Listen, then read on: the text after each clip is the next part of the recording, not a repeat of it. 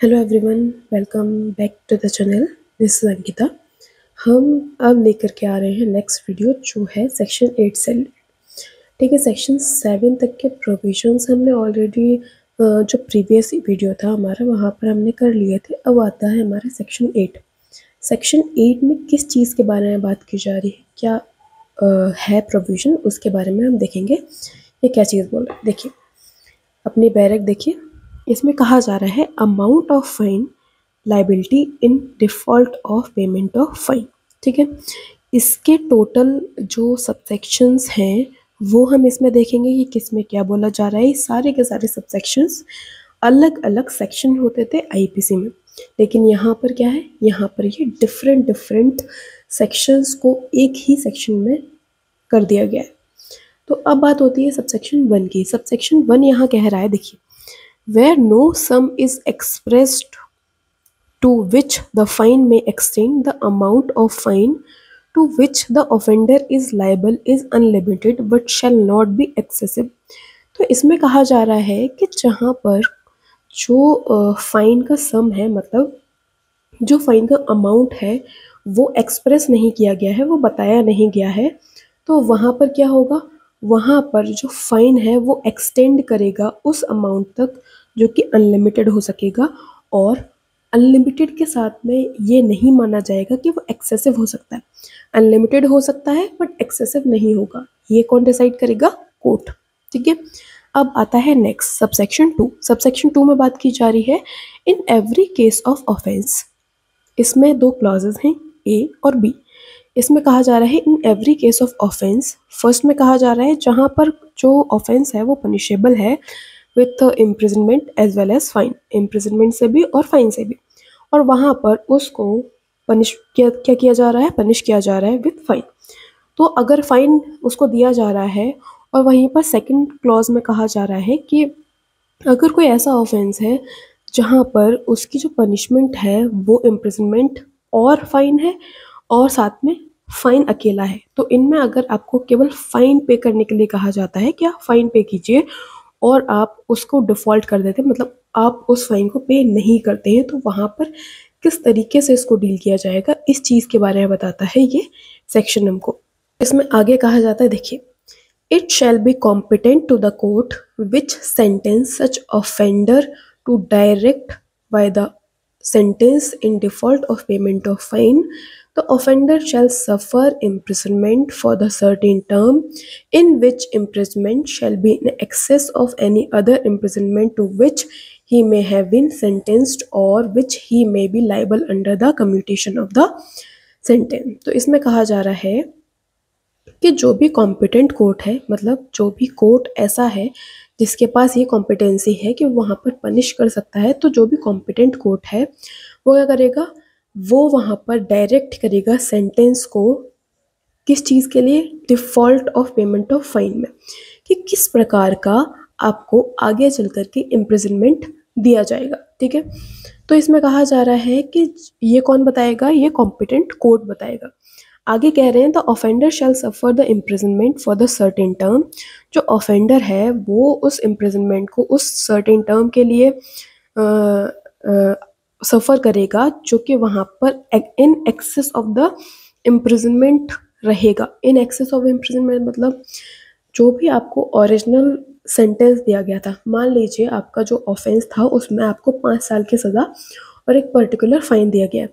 अब जो आपको इन एक्सेस और इन डिफ़ॉल्ट आपको पेमेंट के डिफ़ॉल्ट में अगर आपको कोई इम्प्रिजनमेंट दिया जा रहा है, तो वो जो 5 साल है, 5 साल के प्लस में आपको वो भी भुगतना पड़ेगा, ये चीज़ है। ठीक है, मतलब इन एक्सेस हो जाएगा, तो ये चीज़ में कहा जा रहा है। ठीक है, अब आगे कहा जाता है सबसेक्शन 3 में the term for which court direct the offender to be imprisonment in default of payment of fine shall not be in exceeds 1/4 of the term of imprisonment which is maximum fixed for the offence if the offence be punished with the imprisonment as well as fine। तो इसमें कहा जा रहा है, देखिए, इसमें कहा जा रहा है कि ये जो कोर्ट है जो in default of payment of fine आपको इम्प्रिजनमेंट दे रहा है, ठीक है, वो कभी भी 1/4 ऑफ मैक्सिमम टर्म से ज़्यादा नहीं होगा। वहाँ पे एक लिमिट सेट कर दी है कि कितना आप दे सकते हो। तो इसमें कहा गया है कि shall not exceed 1/4 of the term of imprisonment which is maximum fixed for the offence. अगर एक ऑफेंस के लिए ये बता दिया गया है कि आप अप टू 7 ईयर्स इम्प्रिजनमेंट दे सकते हो, तो उस 7 ईयर्स का 1/4 वहाँ पर आपकी लिमिट है। अगर आपको इन default of payment of fine में अगर आपको इम्प्रिजनमेंट देना है तो, ठीक है। ये कहता है सबसेक्शन 3। अब आगे आता है हमारा सबसेक्शन 4। सबसेक्शन 4 क्या कहता है? सबसेक्शन 4 कह रहा है यहाँ पर the imprisonment which court impose in default of payment of fine और in default of community service. तो जो imprisonment in default of payment of fine दिया जाता है या फिर कम्युनिटी सर्विस के डिफॉल्ट में दिया जाता है, may be of any description which into which the offender might have been sentenced of the offence. तो इसमें कहा जा रहा है कि जो भी इम्प्रिजनमेंट दिया जा रहा है इन default of payment of fine और कम्युनिटी सर्विस, वो ऐसे डिस्क्रिप्शन का होगा जो कि वहाँ पर उस सेंटेंस के लिए दिया गया था जो कि उस पर्टिकुलर ऑफेंस का पनिशमेंट था। ठीक है, कोर्ट ने ऐसा कोई सेंटेंस दिया है तो जो भी, अगर उसने रिग्रेस दिया है तो वो रिग्रेस हो सकता है, सिंपल दिया है तो सिंपल हो सकता है। ये चीज़ उस चीज़ पर डिसाइड करेगी जो चीज़ कोर्ट दे सकता था उस पर्टिकुलर ऑफेंस के लिए। ठीक है, ये हो गया सबसेक्शन 4। अब नेक्स्ट आता है सबसेक्शन 5। सबसेक्शन 5 में क्या बात की जा रही है? सबसेक्शन 5 देखिए, सबसेक्शन 5 में इसमें कहा जा रहा है कि अगर किसी भी ऑफेंस के लिए पनिशमेंट है फाइन या फिर कम्युनिटी सर्विस, और वो फाइन या वो कम्युनिटी सर्विस वहाँ पर फॉलो नहीं किया जाता है, तो क्या होगा? तो आगे चल कर के जो भी इम्प्रिजनमेंट उसके डिफ़ॉल्ट में दिया जाएगा वो सिंपल इम्प्रिजनमेंट होगा। अब इसमें एक लिमिट बता दी गई है कि किस किस पर्टिकुलर फाइन के लिए कौन कौन सा इम्प्रिजनमेंट वहाँ पर आप दे सकते हो। तो इसमें लिमिट क्या बताई गई है वो देखिए। इसमें कहा जा रहा है कि अगर ऐसा कोई फ़ाइन है जो कि 5000 रुपीज़ को क्रॉस नहीं कर रहा है तो आप वहाँ पर 2 मंथ के लिए इम्प्रिजनमेंट दे सकते हो। वहीं पर अगर 10,000 तक का फ़ाइन दिया गया है तो आप वहाँ पर कितना दे सकते हो? 4 मंथ के लिए।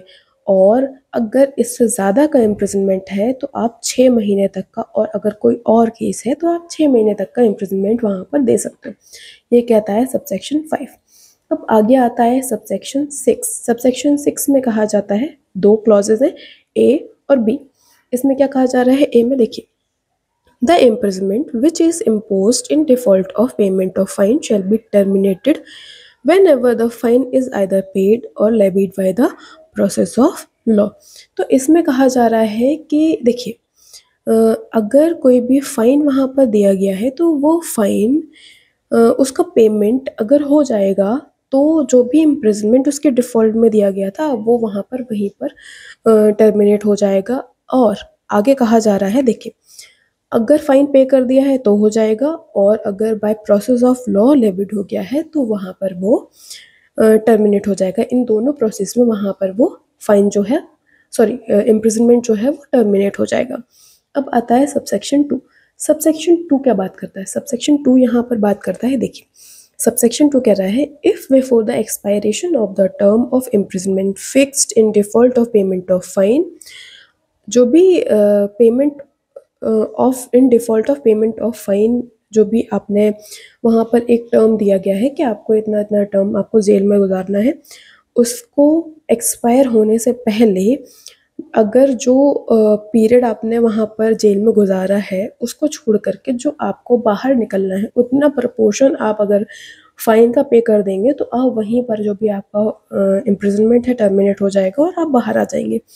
इसमें बेसिक सी इतनी सी चीज़ है। अब आता है सबसेक्शन 7। सबसेक्शन 7 में बात की जा रही है, देखिए, द फाइन और any part thereof which remains unpaid, यदि कोई भी फाइन या फिर उसका कोई भी पार्ट अगर अनपेड रहता है, पे नहीं किया जा रहा है, ठीक है, may be levied eight any time with in 6 years after the passing of sentence. तो उसको जब सेंटेंस पास हुआ था उसके बाद 6 साल के अंदर में उसको क्या है, आप लेवी कर सकते हो। और इसमें कहा जा रहा है कि अगर वो सेंटेंस ऐसा है कि जो 6 साल से ज़्यादा का सेंटेंस है तो जब तक वो सेंटेंस आपका चलेगा आप उस पीरियड में कभी भी उसको लेवी करवा सकते हो। अब इसमें क्या कहा जा रहा है, at any time previous to the expiration of that period, मतलब उसके एक्सपायरेशन से पहले कभी भी आप करवा सकते हो। And the death of the offender, इसमें बेसिक सी चीज़ कही जा रही है कि अगर जो ऑफेंडर है, मतलब जो भी व्यक्ति था जिसको ऐसी सारी सज़ाएं दी जा रही थी, वो जो ऑफेंडर है उसकी मृत्यु हो जाती है, और उसकी अगर मृत्यु हो जाती है तो इसका मतलब ये नहीं माना जाएगा कि जो आपको फाइन लगाया गया था आप उससे इम्यून हो गए, आपको वो फाइन पे नहीं करना। आपकी जो भी प्रॉपर्टी होगी जो कि आपके डेट के लिए लायबल होगी, उस प्रॉपर्टी से वो फाइन वहाँ पर वसूल किया जा सकता है, इसमें ये कहा जा रहा है। ठीक है, ये था सबसेक्शन 7। तो ये था हमारा पूरा सेक्शन 8। सेक्शन 8 में 1 से लेकर के 7 तक के सबसेक्शन। अब आ जाता है सेक्शन नंबर 9।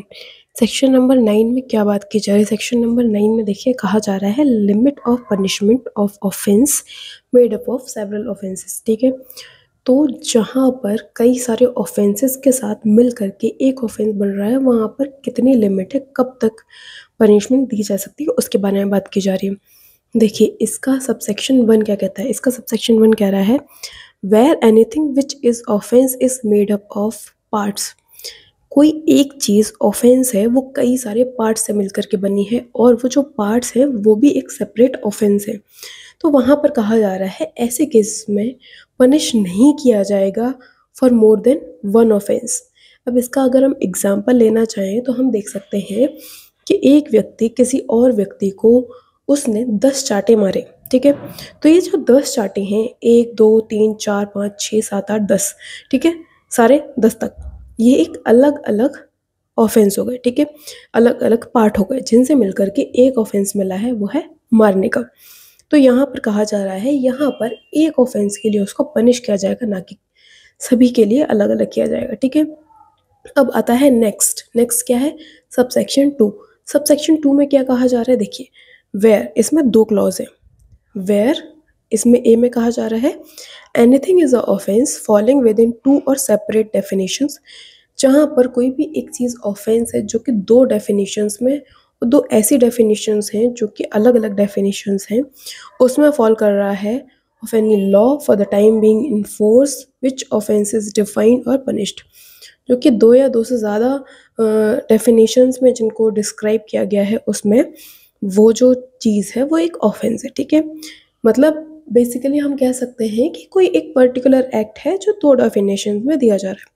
अब आता है नेक्स्ट, जिसमें बी में कहा जा रहा है सेवरल एक्ट ऑफ विच 1 और more than 1 would by itself और themselves constitute an offense or constitute when combined a different offense। तो इसमें कहा जा रहा है कि जब कई सारे several एक्ट मिल करके क्या करते हैं, एक ऑफेंस को कॉन्स्टिट्यूट करते हैं और कंबाइन करके एक डिफरेंट ऑफेंस बना देते हैं, तो इन केसेस में क्या होगा? इन केसेस में जो ऑफेंडर है उसको पनिश नहीं किया जाएगा। इसमें नहीं, नेगेटिव के बारे में बता रहे, पनिश नहीं किया जाएगा फॉर मोर सीवियर पनिशमेंट, मतलब ज़्यादा सीवियर पनिशमेंट के लिए उसको पनिश नहीं किया जाएगा।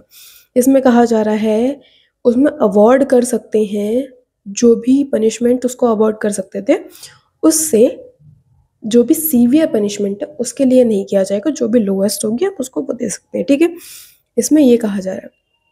अब आता है नेक्स्ट क्या है? नेक्स्ट है हमारा सेक्शन 10। सेक्शन 10 में क्या बात की जा रही है? देखिए सेक्शन 10 में कह रहे हैं punishment of person guilty of 1 of several offences, judgment stating that it is doubtful of which. तो जहाँ पर ये डाउट पैदा हो गया है कि किस ऑफेंस के लिए पनिशेबल है, वहाँ पर कैसे चीज़ें डील होंगी उसके बारे में बता रहे हो। तो इसमें कहा जा रहा है in all cases in which judgment is given that the person is guilty of 1 of several offences, उन सभी केसेस में जहाँ पर जजमेंट दिया जाता है कि एक व्यक्ति जो है वो कई सारे ऑफेंसेस के लिए, ठीक है, गिल्टी है, लेकिन वहाँ पर डाउटफुल है कि वो किसके लिए गिल्टी है। ठीक है, तो यहाँ पर कहा जा रहा है यहाँ पर जो भी लोएस्ट पनिशमेंट होगा उसको, उन सभी ऑफेंसेस में से जो भी लोएस्ट होगा उसको उस पनिशमेंट से वहाँ पर पनिश किया जाएगा, इसमें ये बताया जा रहा है। ठीक है, ये हो गया हमारा सेक्शन 10। तो हमने सेक्शन 8 से लेकर के 10 तक के जो भी प्रोविज़न्स हैं वो हमने देखे हैं। अगर आपको अच्छा लगा हो वीडियो तो वीडियो को लाइक कीजिए और चैनल को सब्सक्राइब कर दीजिए, और अगर आपके कोई भी फ्रेंड्स वगैरह हैं उनके साथ अगर आप शेयर करना चाहें तो आप इस वीडियो को उनके साथ शेयर कर दीजिए। साथ में बताइए कि आपका अगर कोई डाउट है या कोई क्वेश्चन है तो वो कमेंट सेक्शन में आप रख सकते हैं, जिसको मैं क्वेश्चन देख करके आंसर कर दूँगी। और अगर आपका कोई और क्वेरी है तो भी आप कमेंट सेक्शन में पुट कर सकते हैं। अगर आपको किसी स्पेसिफिक सब्जेक्ट में वीडियो चाहिए तो वो भी बता सकते हैं। ठीक है, थैंक यू सो मच।